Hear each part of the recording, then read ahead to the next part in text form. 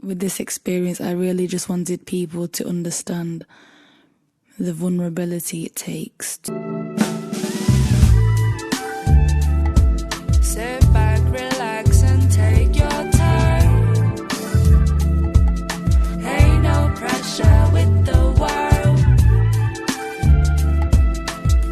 Hey YouTube world, it's me Coco, and I am back with another video. And yes, I'm back with my natural hair. But y'all know, before I get into the topic of discussion, I wanna, do my little birthday countdown, because the girl got 12 days to her birthday, okay? You know, that tropical Virgo and that Vedic Leo, and y'all know I embody more Leo energy than I do Virgo energy. But anyways, either way, 12 days to my motherfucking birthday, okay? So with that being said, if you guys wanna, throw me a little virtual party, I'd be cool with that. If y'all want to send me something to gift me with something, I'd be cool with that. And if you don't and you just want to support me, I'm also cool with that as well. Because time and energy is very important. And it's very valuable. Sorry, y'all, allergies. So I appreciate your time and your energy, okay? So yeah, for today's topic, right, I want to talk about some of the sayings that as I get older and I learn, I understand these sayings on a different level. So for the first example, right, it's always a family or friend that betrays you. It's never an enemy, right? Obviously, because what is betrayal? Betrayal is pretty much being stabbed in the back by somebody you trust. Do you trust your enemy? Absolutely the fuck not. So then why would your enemy betray you, right? Then on top of that, they say don't talk about it, be about it. My girl actually brought this point up. They be like, don't talk about it, be about it, right? But then when it comes to manifestation, they say speak it into existence, right? So if you don't want me to talk about it and be about it, but you want me to be speaking into existence, how does that work? I get both sides of it, right? But if you really think about how the saying is set up, how does that make sense, right? And one of my most recent things that I've been thinking about is take no shit and give no shit, right? And pretty much my interpretation of that is don't let nobody fuck with you, but don't start shit, okay? If somebody fuck with you, you're able to retaliate and give them the same shit that they give you. It does not mean that you just let people walk all over you. And with that being said, it just means don't let them take you out of your character. So like, say for instance, back in the day when I was a fighter, right?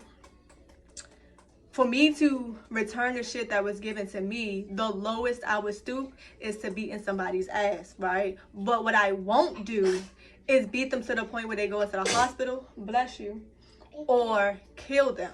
You get what I'm saying? Like, they're not taking me out of character, right? But I'm also not letting them walk all over me. I'm standing my ground. If me standing my ground is me fighting physically, then that's me being me. That's not me, getting out of character or anything like that. I'm a fighter. So my character is fighting. So when I fight, you cannot get mad. I mean, not that you can't get mad, but you cannot expect me to fight. I mean, you can't expect me to not fight if that's my character. Bye. Okay, bye. So with a give no shit, right? It means I should not be going up to a random person and popping them in their shit. That's that give no shit. I should not go up to a person who has nothing to do with my frustrations and take my frustrations out on them. That's give no shit, right? But let's be honest. People deserve to get their ass whooped sometimes. I'ma just be honest, whether it's verbally, legally, or physically, right? You cannot, like, what people fail to realize is that you cannot give people shit and expect them to give you a fruit basket in return.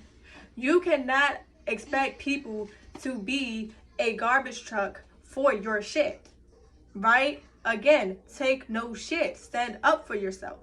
If your character is killing people, then by all means, hopefully you grow and you don't kill people, as often as you might want to.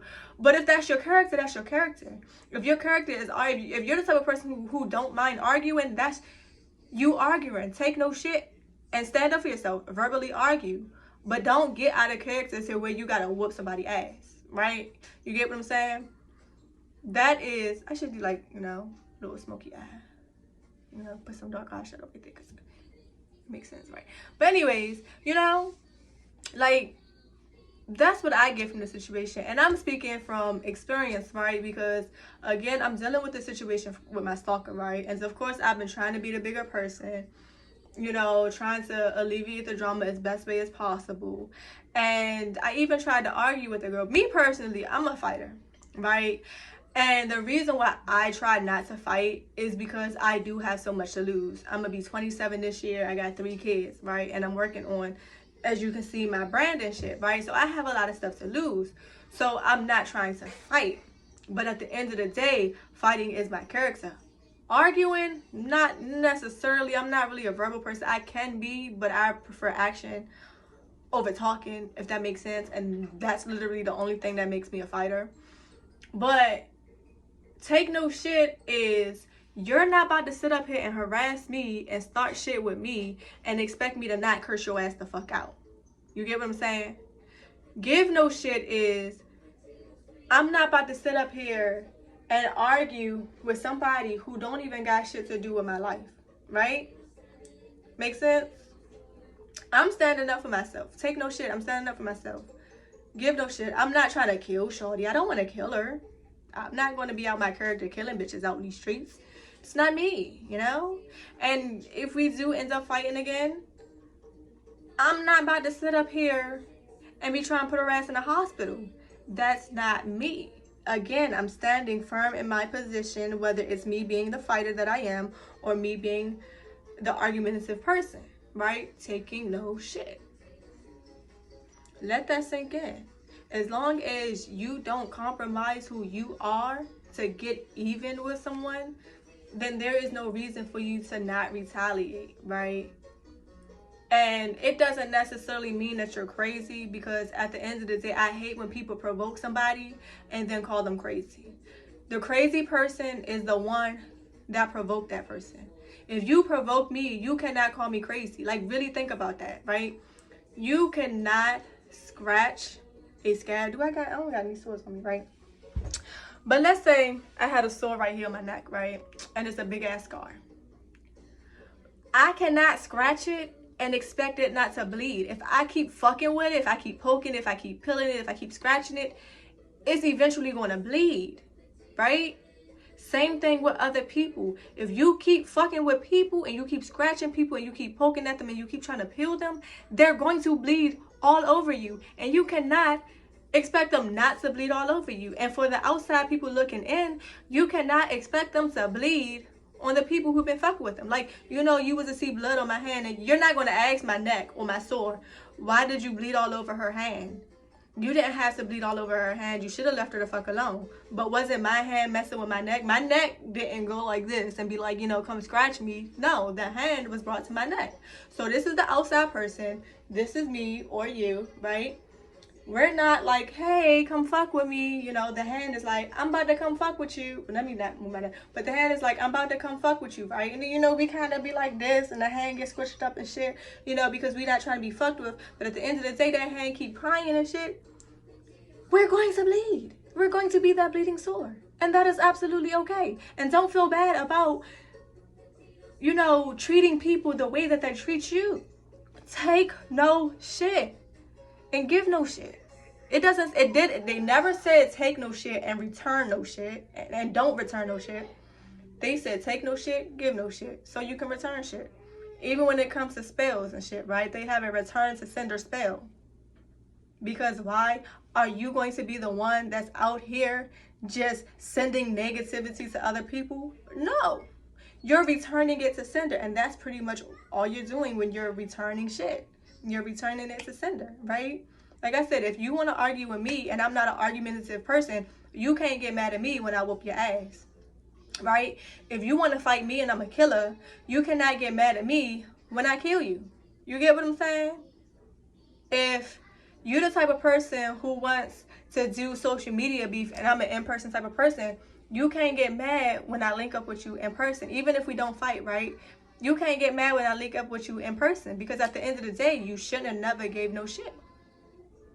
Am I right? And I'm gonna be honest, most of the people who try not to take no shit and try not to give shit be the same people who be warning people like, don't fuck with me, I'm not the one to fuck with. Like, I'm telling you, like, leave me alone, I'm not into drama, I don't want no drama, I'm just trying to be peaceful, I'm just trying to be happy. And what happened? People keep fucking with them and expect them to not react. And then eventually, what do? They react. And rather than people trying to get the antagonizer, they want to get the protagonizer, right? Stop fucking with the protagonizer and get the antagonizer. Because if the antagonizer wasn't antagonizing, the other person, you know, wouldn't have shit to react to. Like, can we normalize holding the right people accountable? Can we normalize holding the antagonist accountable? Can we hold telling the antagonizer about themselves? Can we make it normal for the protagonist to react accordingly? Can we normalize the protagonist to express themselves in the way that they feel like they need to express themselves? Like with my situation with my stalker, you're pulling up to my house and you're calling my phone, you're texting my phone, you're taking unwanted pictures and all that shit, right? So y'all want to tell me how I should react to that rather telling her to stop doing it? That just shows how fucked up everybody else's mindset is, because I'm being stalked and harassed. I'm not doing the stalking and harassment. I'm being stalked and harassed.